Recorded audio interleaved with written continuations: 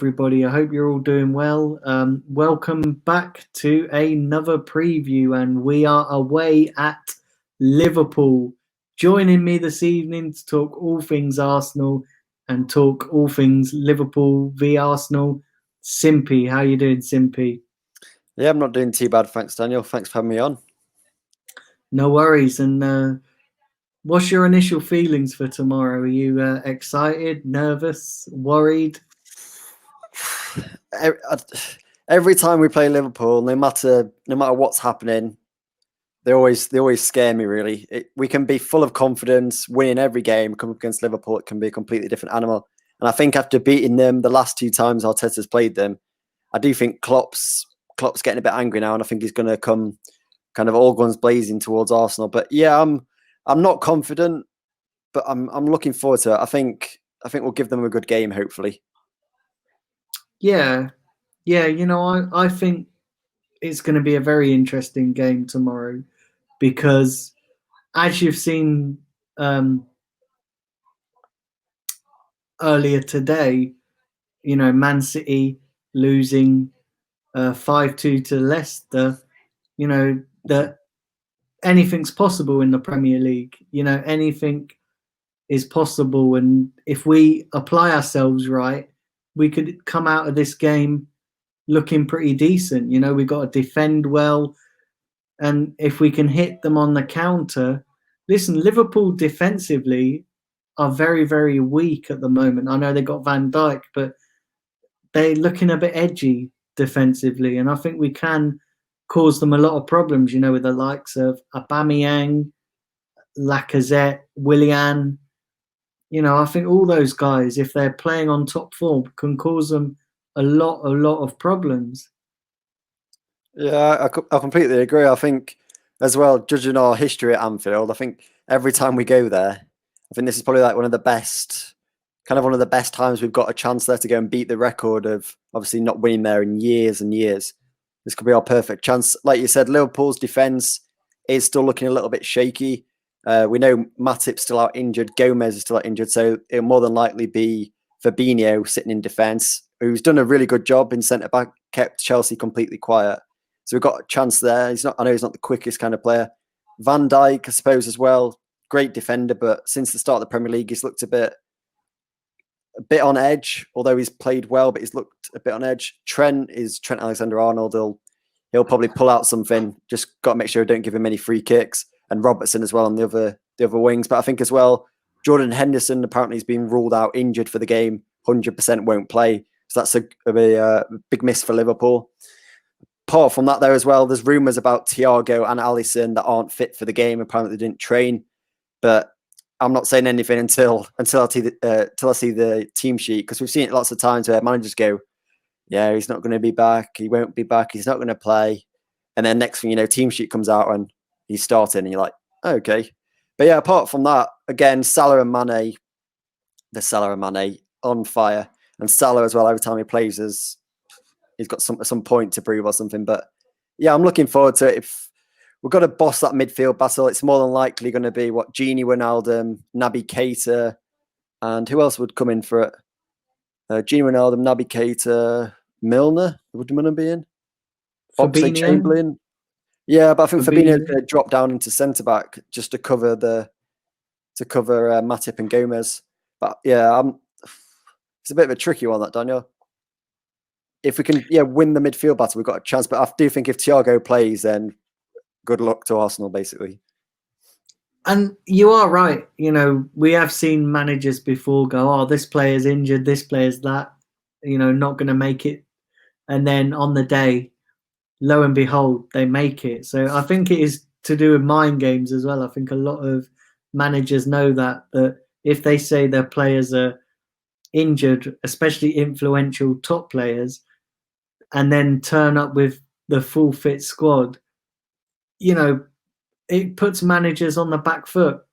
I mean, personally, looking at this from an Arsenal point of view as well, I think Arteta's going to be prepared for that. Listen, he's been in and around Man City's circle for a long time, and coming to Arsenal, I think he's going to he's going to be prepared for that. I think he knows the mind games that top managers play.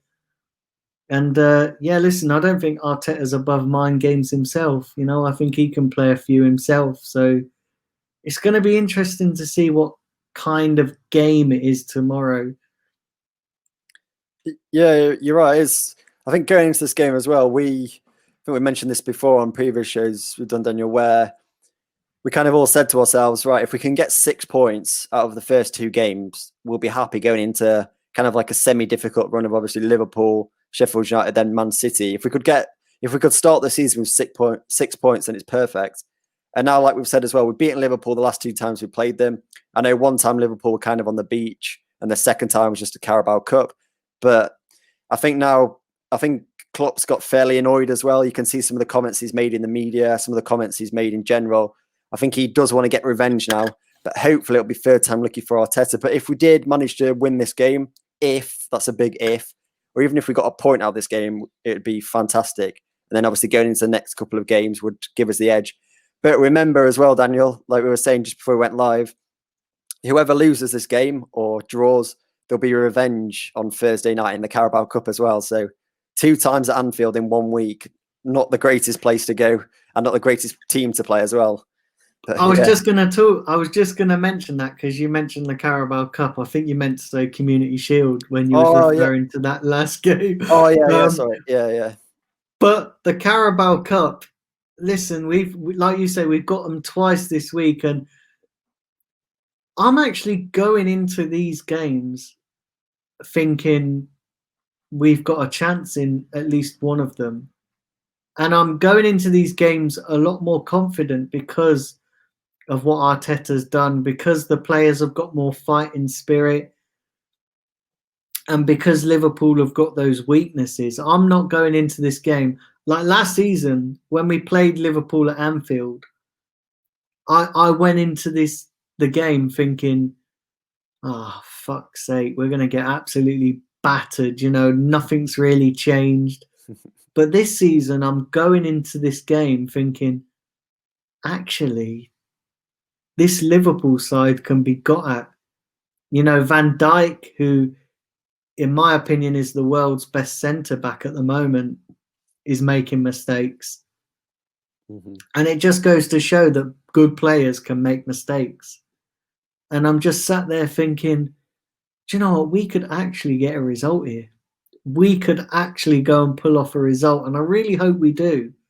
So I'm not going into these games with any kind of fear. It's like with the Man City one in a couple of weeks' time. I look at them and I think, Jesus, we could get another result there, especially after what Leicester done. Jesus Christ, they just ripped them apart in the second half. So I don't look on it now like we're going to go and get battered in these kind of games. And looking at our formation as well, going into these away games, especially these big games, the formation suits us away from home better than it suits us at home because we can be quite compact. We can keep it tight at the back.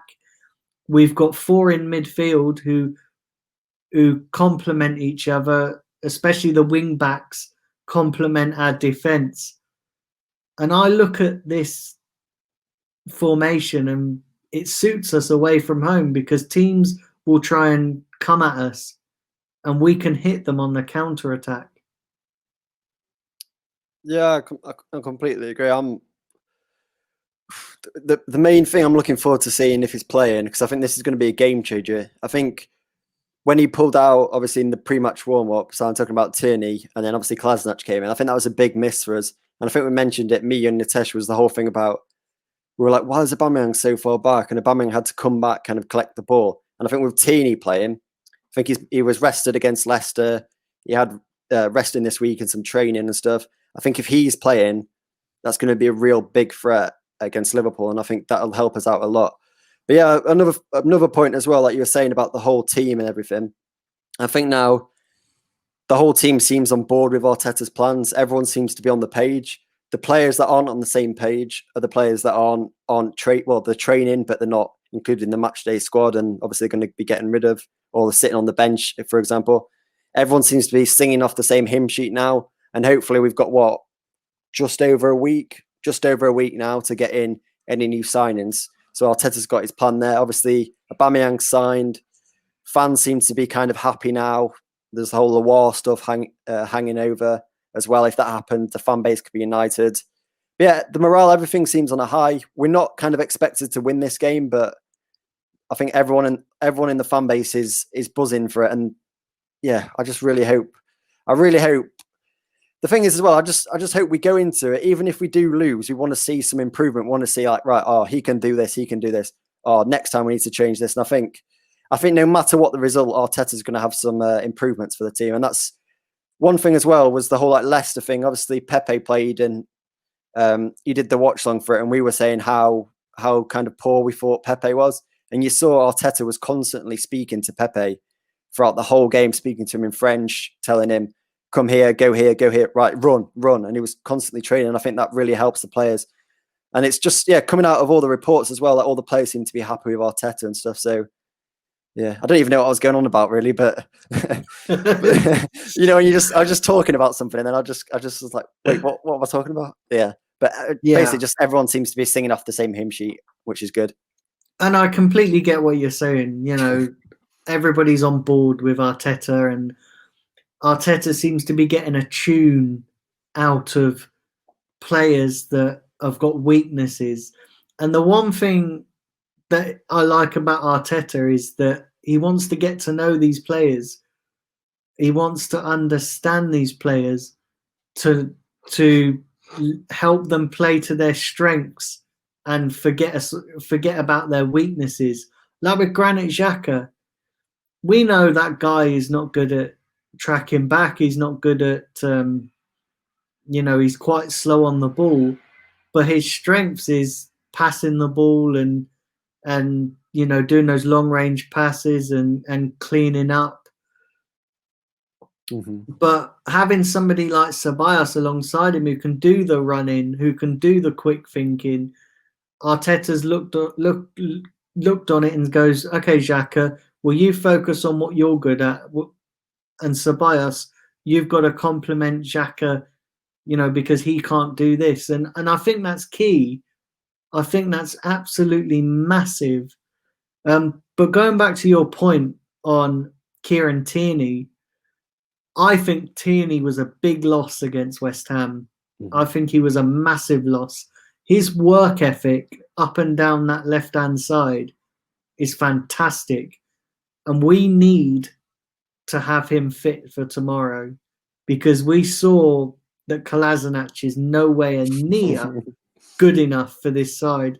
That guy makes so many fucking errors, it's unreal. And you look at Tierney and he's defensively better. Going forward, he complements Aubameyang. And that's what we need. That's what we need. Also, the wing back, whether it's... because you have him as the back three, won't you? You'd have Tierney, and then the wing back would be Maitland-Niles. I'd imagine it's going to be Maitland-Niles for this game. So Tierney complements those guys. And I think if we don't have him tomorrow, it's going to be a massive, massive loss. I completely agree. I think if for some mad reason it's Kolasinac, then basically you might as well start praying for Arsenal. Exactly. Let's get into our lineups. Simpy, what sort of lineup are you expecting tomorrow? So obviously, no doubt, Leno in goal. Defense-wise, I think, like we were saying, it's going to be a back three. So it's going to be Tierney, hopefully left centre back. In the middle, don't really think he's put a foot wrong. Really, is going to be Gabriel. No, would it be Gabriel or David Luiz? Do you think? This is where it kind of gets tricky now, because we've got Gabriel in. Would we play Gabriel? Would he play Gabriel, do you think? I think he'd play, yeah. So Kieran Tierney, Gabriel, and I think right centre-back, again, a player who's done fairly okay, had some good games, some great passes as well. I think maybe Rob Holding. I don't think Rob Holding's done anything too bad to be dropped. Right wing-back's always going to be Bellerin, because Cedric, surprise, surprise, is out injured. Don't know what he's done, but he's out injured. He's not been doing any any games or anything, I don't think. Left wing back, would it be Saka or would it be Ainsley? Who did he play last game? Was it at left I wing think back? it was Bukayo Saka he Yeah. played. Oh, yeah, it was Saka, because Saka obviously created the chance for the goal. Yeah, I think Saka. I know you were saying about Ainsley, and Ainsley does or has done a really good job against the bigger teams coming in, completely pocketed numerous players. But I've got a feeling it's going to be Saka. Midfield, again, this is where it gets kind of tricky. So 5 at the back? Xhaka's going to start no matter what happens. Then is it going to be El Neni or Ceballos?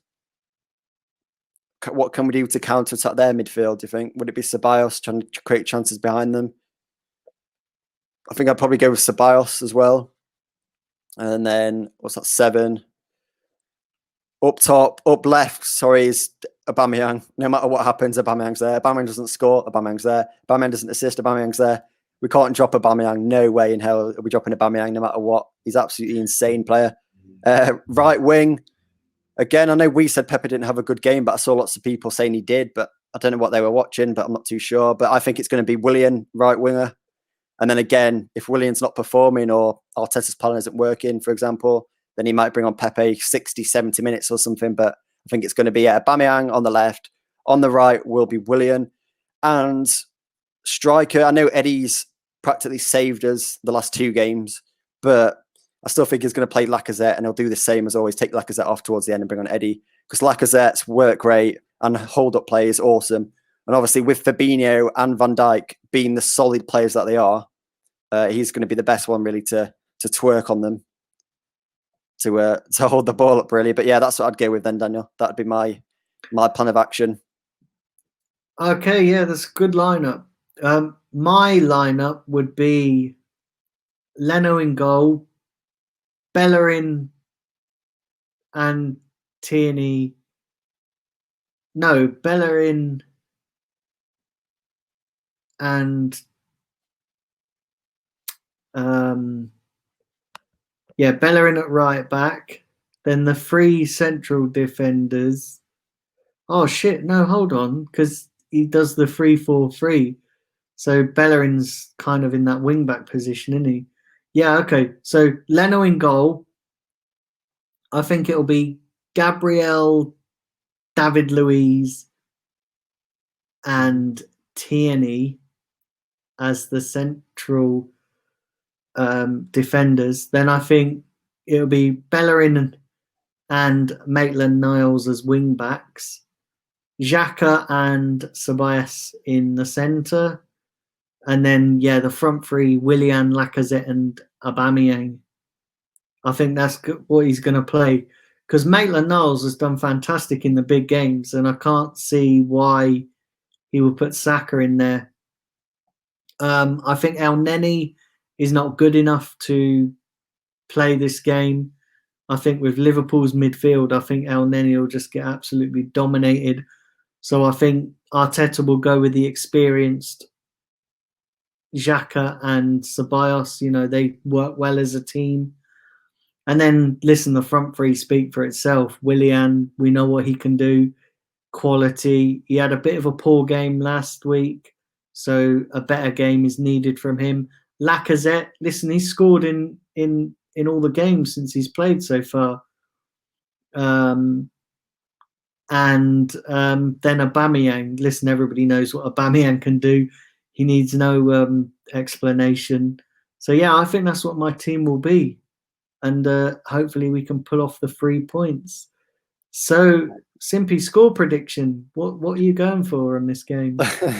This is where it gets a bit crazy. So after all that positivity we've had and all that talks about the team and how everyone's happy and everything, own prediction that comes to mind is, I say this now, but I know in like 24 hours or so, actually, probably about 26 hours, actually, I'll probably be like going, God, why did I say that? But I've got a feeling, I don't think it's going to be as a goal fest as it normally is between the 2 sides. My prediction is I think both teams will score, but I think Arsenal will unfortunately lose the game. I've gone for a 2-1 Liverpool win. So I think, 2-1 Liverpool. I think Liverpool will score first. And then it'll go probably 1-0 to Liverpool at half time. Then I think Liverpool will score again probably around the 70th minute. And then we'll nick a goal probably around the 80-minute mark. And then unfortunately it won't be enough to get a point. And I do think we'll lose 2-1. But yeah, that's my prediction, Daniel. 2-1 Liverpool. Interesting prediction. My prediction is going to be slightly different because knowing how the Premier League season's been this season, I'm going for a 3-2 Arsenal win. Oosh, okay. 5 penalties, is it, after today? No, I don't think it'll be that, but I think we'll concede 2 goals because listen, Liverpool's front three is immense. But I think we'll nick it. I really do. I think we'll nick it. I think it'll be 2-2 and we'll nick it in the 89th minute. That would so be yeah, awesome. I'm going for a 3-2, and then I think Liverpool will get revenge on us in the Carabao Cup and we'll get knocked out of that. But listen, that's for the Carabao Cup preview for that one. But yeah, I think we'll win 3-2. I'm optimistic about this game. I'm optimistic. I'm confident. I think, we're not going to go there and be the limp team that we have done over the last couple of seasons. I don't think Arteta is going to stand for any of that. And, listen, we've got a good recent record against Liverpool. Not at Anfield, granted, but in the Community Shield and in the league at the Emirates, we've got a good system going on. And I think we'll pull off a result here. I really do. Yeah, I agree. I kind of with my predictions, I always expect for the worst, and then when we actually end up winning, I'm like, yes. So I just do the opposite. So hopefully we sit in here tomorrow, all like, oh, gee, what a great performance, what a great hat trick from Aubameyang, etc. But we wait and see. Definitely. Well, let us know what your score predictions would be. Leave it down there in the comments below. And let us know what team lineup you would go with. Leave that down there in the comments below. Listen, Simpy, thank you very much for joining me for this preview. Do you just want to tell everybody where people can find you? All right, yeah. Cheers, Daniel. And you can find me at England, UK. No, I'm joking. Right, okay, yeah. Gonna make that joke constantly. Yeah, cheers, Daniel, and yeah, looking forward to the game tomorrow. So we've just revealed when we're recording this. Yeah, looking forward to the game tomorrow. But yeah, like Daniel said, thanks for having me on. And you can find me pretty much Twitter, Instagram, YouTube, just Simpy141, and it should pop up. So cheers, Daniel, and big up to everybody. No worries. Listen, it's been an absolute pleasure having you on. Remember, guys, we're going to be doing a watch along tomorrow. We're going to be on air at 7 p.m. Just as the teams are announced. So do tune in for that. Do hit the subscribe button if you're new to the channel. Smash a like on this video and all my other content. I would really appreciate that. And do also turn on that notification bell so you never miss a video. Although if you do turn on the notification bell and you've not got notifications on your device or wherever you're watching this, you will not get the notifications. So bear that in mind as well. Listen, guys, all have a wonderful rest of your evening. And the stress starts tomorrow. There's only one thing left to say, and that is, come on, you Gunners.